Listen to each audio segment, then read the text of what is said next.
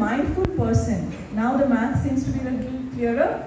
A mindful citizen, will they resort to unhealthy eating if the basic element has been framed in a way that they will make healthy choices, whether it comes to choosing friends, like Darshan sir rightly said, that achhe dost banana, like somebody who is mindful and that has become a practice with the child and not just something which is taught in silo.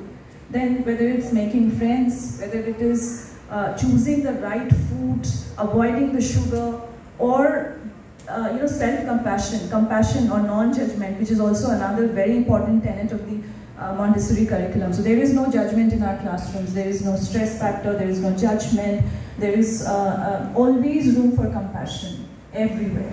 So the self-love or the self-compassion, when it is instilled, then automatically the child will try to develop, feed her soul in a manner which is the right, the positive, the proactive approach towards a healthy society. So we are committed, Sonal, to make a healthy future for our, not just for our students, but for the entire, world. So to that, I think the choice of the curriculum is absolutely in alignment with the kind of citizens that we want to create, and goes without saying that the food, the activities that we have in the curriculum, the sports facilities, everything that comprises of the child's holistic growth is encompassed, keeping in mind the mindful growth. Absolutely, what you are saying is perfectly fine, but being mindful takes time because people are still unaware of the situations which they are prevailing in day-to-day life. So taking a lead on that note only, I would just ask the famous food blogger, because he has a plethora of experience and events which he can relate to, which can be very useful in our school scenarios too. I would ask you one thing. In today's Gen Z scenario, you know what are the outcomes when a child interacts with the social media and the digitalization. I would ask you, can you discuss on the topic by exploring all the food habits which you have come across so far, and which in a way can inculcate a child's better living? Thank you for the question. I would like to discuss in slightly details, like around 2-3 minutes. So we have traveled to eat. That sounds a bit rude and crude, but honestly that's a fact. What we have experienced is food all across India, probably across the globe. I have not traveled much.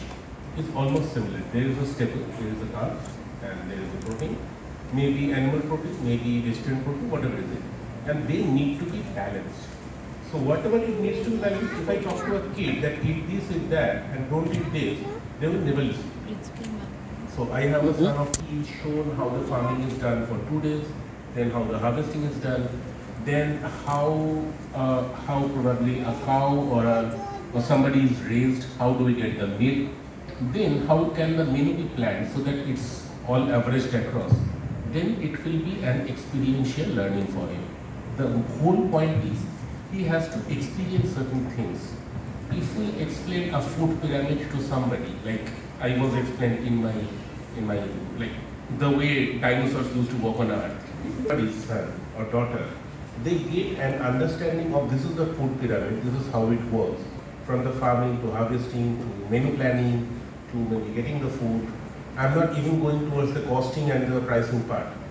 Nowadays we keep our kids too much, what should I say, protected. Protected is probably the right word. We used to live in a joint family, and we learned on our own, on the experiences. And that's what probably it taught us a lot of things. So joint family scenario was really prevalent in India, and till now I think so certain families still want to bind together and stay, but there are exceptions everywhere. Maybe, ma'am, we are still in a larger joint family. If we talk of the movie like Avatar, so there are multiple nuclear families which are joined with a certain thread. And that thread in today's world can be a social media. Now what we see, if we want to see somebody dancing with vulgarity, we can see that, or we can see something useful. on Instagram, on YouTube, on Facebook, on wherever. Whatever we choose to see, we are shown that. Yeah. There are certain data points which I should not discuss right now, but probably this is most of this thing. Thank you very much किया है।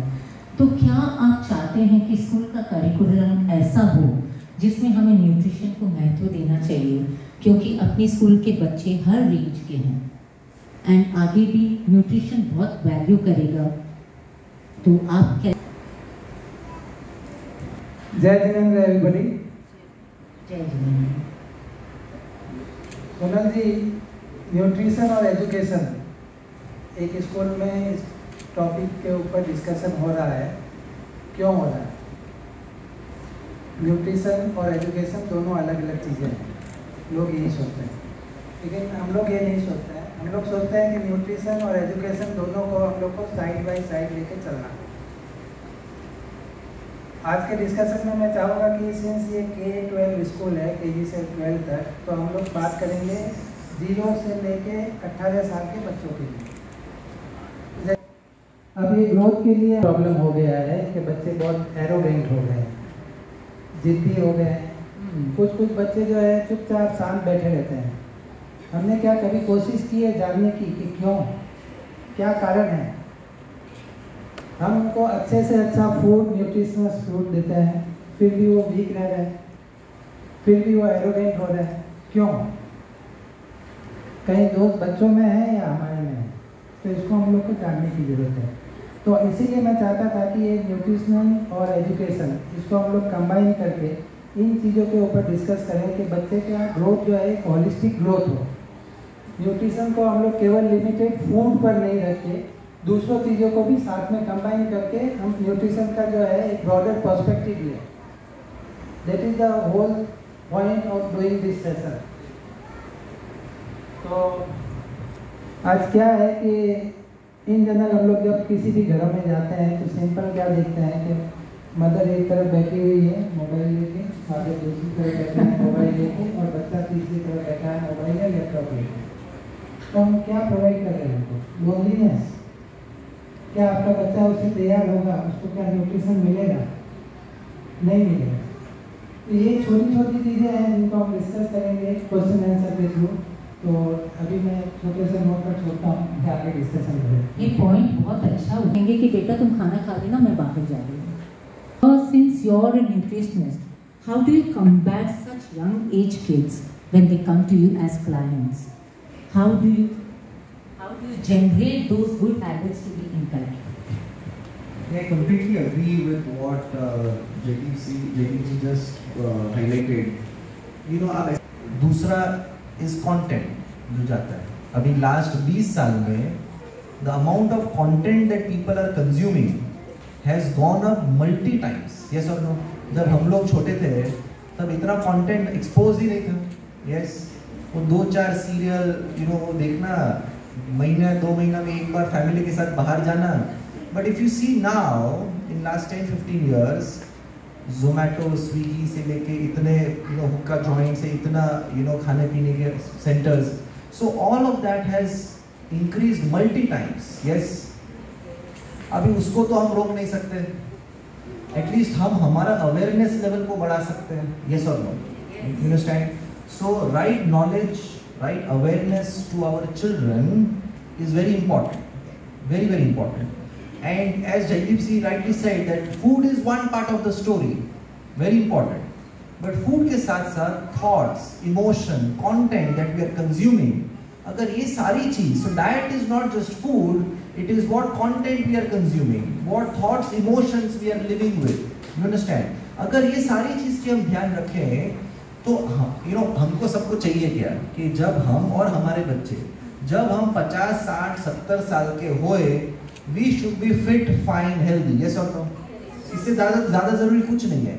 और अगर हमको 50, 60, 70 साल में अच्छा रहना है तो केवल और केवल एक ही चीज़ काम आएगी, वो है हमारी आदतें, our habits and our lifestyle.